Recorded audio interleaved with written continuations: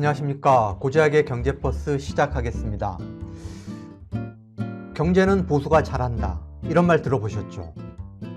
부패했지만 유능한 보수, 깨끗하지만 무능한 진보, 이런 말도 들어보셨을 겁니다. 팩트체크 명쾌하게 정리해 드리겠습니다. 과연 경제는 보수가 잘한다, 이 말이 맞는 건지 제가 명쾌하게 정리해 드리겠습니다. 잘할 수 있습니다.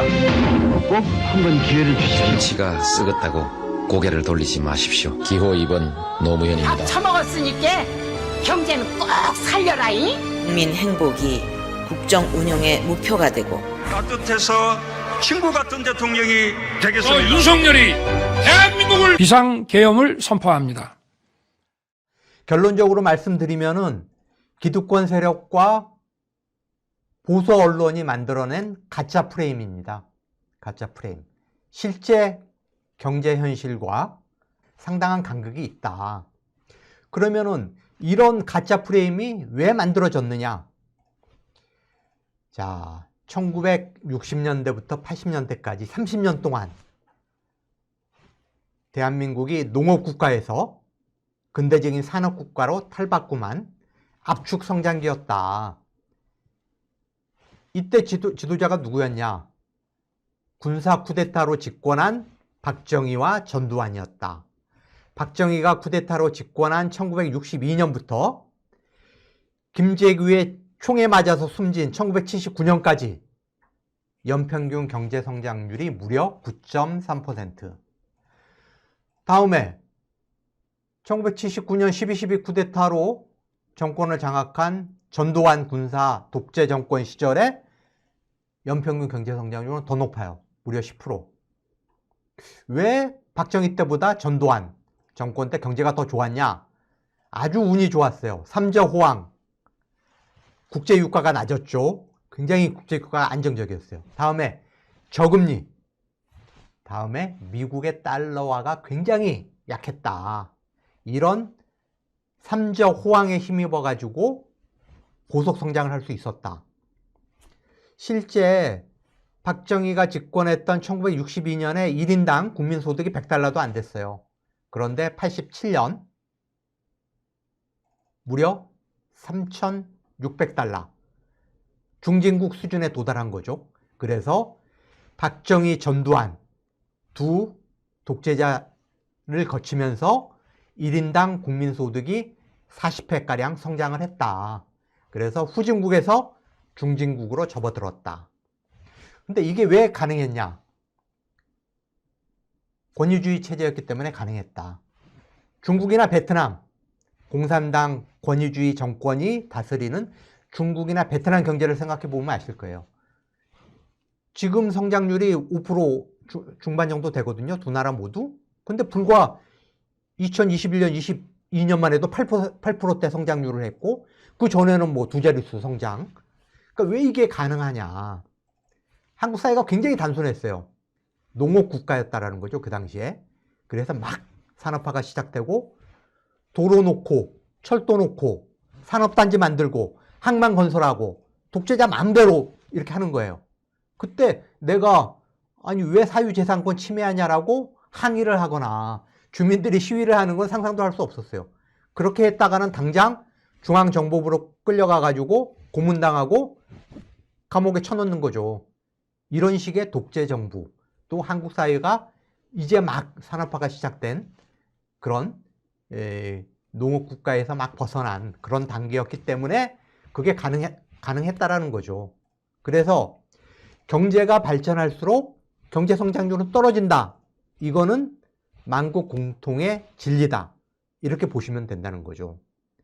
그렇기 때문에 박정희, 전두환 때의 높은 성장률을 가지고 보수가 경제가 더 유능하다라고 이야기할 수 없다라는 거예요. 그거는 그 당시에 어떤 그 한국적인 상황, 권위주의 체제가 낳은 산물이다. 그래서 진짜 실력은 1987년 6월 항쟁을 통해서 민주화된 이후에 진보 성향 정부도 들어섰다가 보수 성향 정부도 들어섰다가 왔다리 갔다리 하면서 보여준 그게 진짜 성적이다.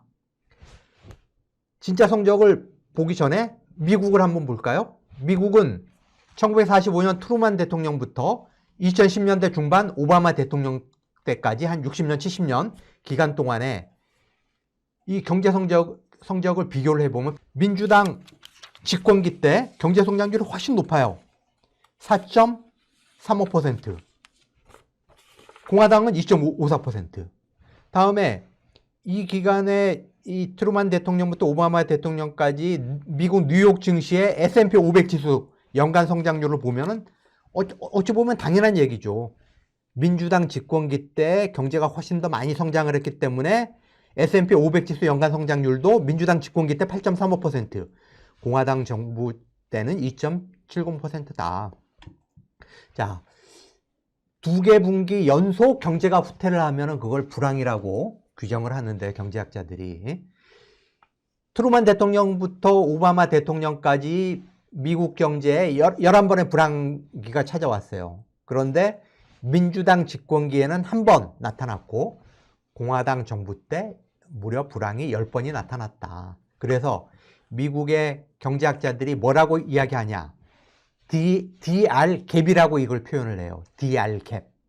D는 디모크라틱 파티, 민주당을 이야기하고, R은 리퍼블리건 파티, 공화당을 이야기해요.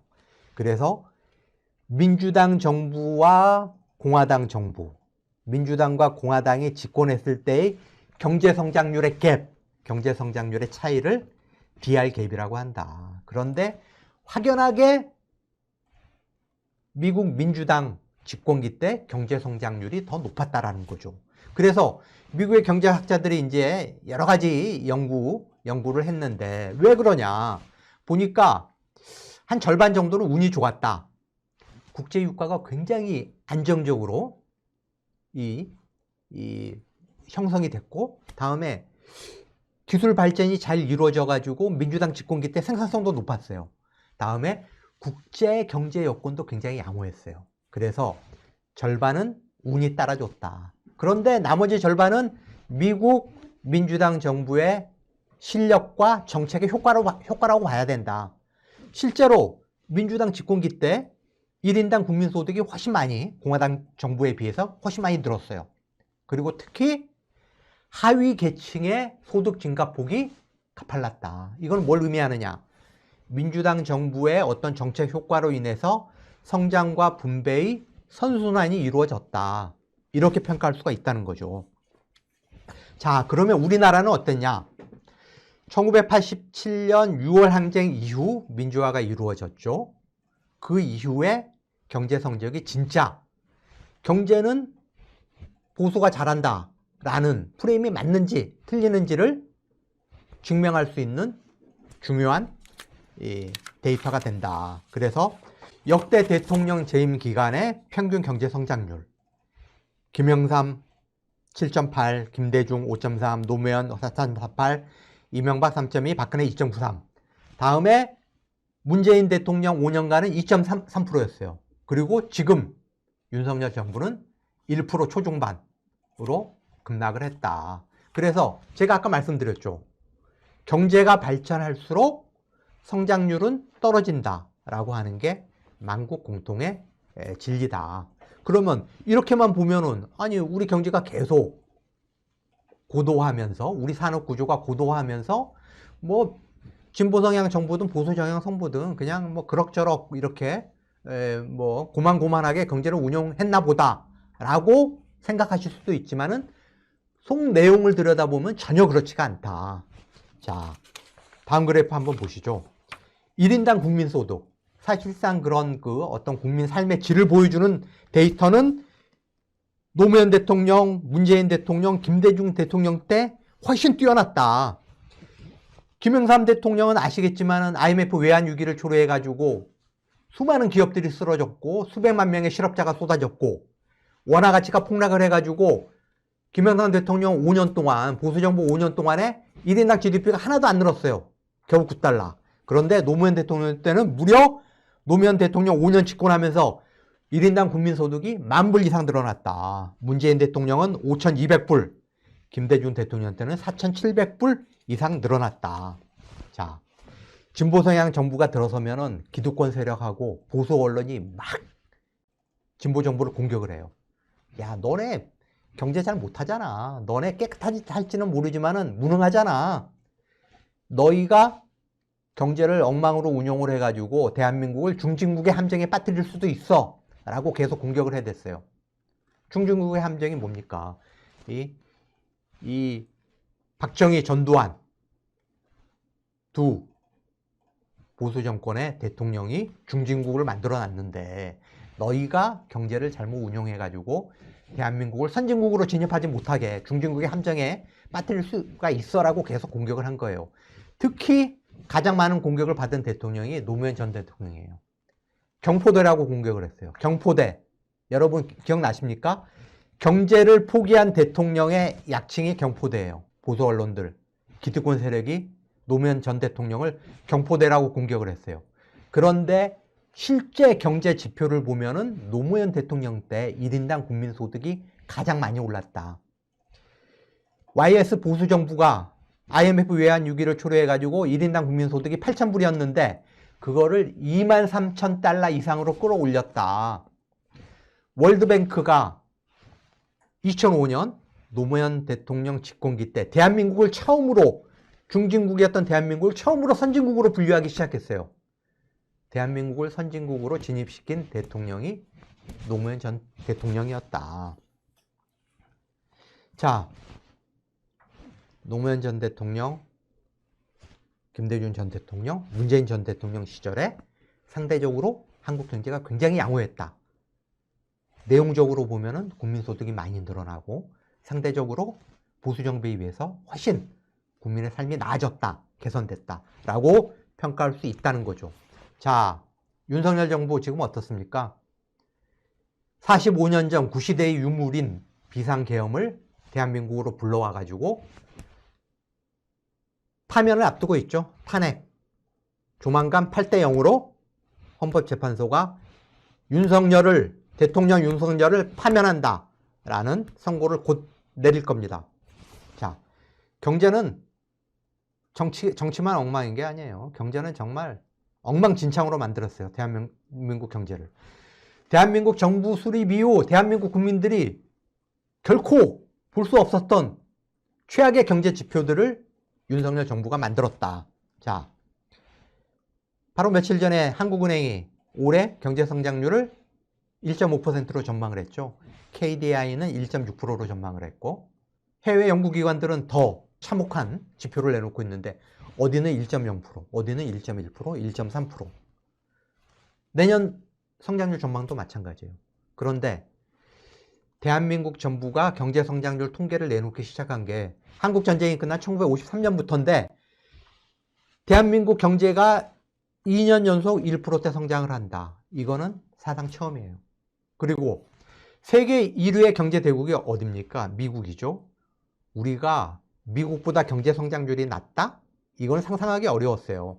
IMF 외환 위기 때, 글로벌 금융위기 때 아주 특수한 경우가 아니면은 없었던 일인데 재작년 2023년에 미국 경제는 2.9% 성장했는데 윤석열 정부는 1.4%, 작년에 미국 경제가 2.8% 성장했는데 우리는 2.0%. 올해 IMF가 미국 경제는 2.7% 성장할 거라고 지금 전망하고 있어요. 한국은 1% 초반 중반. 그러면 한국 경제가 3년 연속 세계 1위의 경제 대국인 미국보다 성장률이 그것도 엄청 큰 격차로 낮은 그런 지표를 보이게 되는 겁니다. 이것도 대한민국 정부 수립 이래 처음이다. 다음에 윤석열이 또 한국 경제를 어떻게 망쳤냐? 최근 2년간 국세 수입이 15%나 줄었어요. 우리가 IMF 외환 위기 때라든가 글로벌 금융위기 때라든가 코로나 팬데믹 때 국세 수입이 줄어든 적이 있었어요. 그래봤자 1%, 2%, 많아봤자 3%가 감소를 했는데 무려 15%가 줄었다. 최근 2년간 83조 원 세수펑크가 났어요. 그래서 한국은행에 개설된 마이너스 통장에서 정부가 필요할 때마다 몇십조 원씩 급히 돈을 빌려서 재정을 메꿔야 되는 상황이 됐다. 대한민국 재정이 아예 거덜이 났다. 자, 그리고 한국경영자총협회, 우리가 흔히 경총이라고 하는데 작년에 대한민국 개인 사업자 100만 명이 폐업을 했다. 100만 명. 이것도 대한민국 정부 수립 이래 처음 보는 지표예요. 이렇게 아주 대한민국 경제를 절단을 내놨다. 끝장 일부 직전이다. 결론적으로 제가 정리를 해드리면은 미국도 그렇고 한국도 그렇고 진보 성향 정부의 경제 성장이 훨씬 뛰어나다. 왜 그러냐? 경제학자들이 이야기가 자본주의 체제에서 민주화가 이루어진 나라들은 민주주의 시스템을 신뢰를 하고 헌법과 자유와 기본권을 중시하는 진보 성향 정부가 훨씬 안정적으로 경제를 잘 이끌어 가더라. 반면에 무능하고 부패하고 권위주의를 중시하는 보수 성향, 극우 성향의 정권들이 훨씬 경제 운용을 못하더라. 자, 그래서 이번 조기 대선이 굉장히 중요하다라고 여러분들한테 다시 한번 말씀을 드립니다. 만약에 우리가 저 무능하고 부패한 그리고 권위주의를 신뢰하는 옛날에 그 전두환, 박정희 군사 독재 체제로 회귀하려고 하는 극우 세력한테 대한민국 호의 키를 다시 한번 맡겨준다면은 대한민국 경제는 완전히 결단 날 거다. 그래서 이번 대선에서 정말 민주주의 시스템을 신뢰를 하고 헌법을 중시하고 법과 인권과 개인의 인권과 자유와 기본권을 중시하는 그런 진보 성향의 지도자를 우리가 뽑아야 된다. 그래야지 무너져가는 대한민국 경제를 다시 살릴 수 있다. 이렇게 강조를 하면서 오늘 보자기의 경제버스는 여기서 마치겠습니다. 시청해 주셔서 고맙습니다. 좋아요와 구독 한 번씩 부탁드립니다.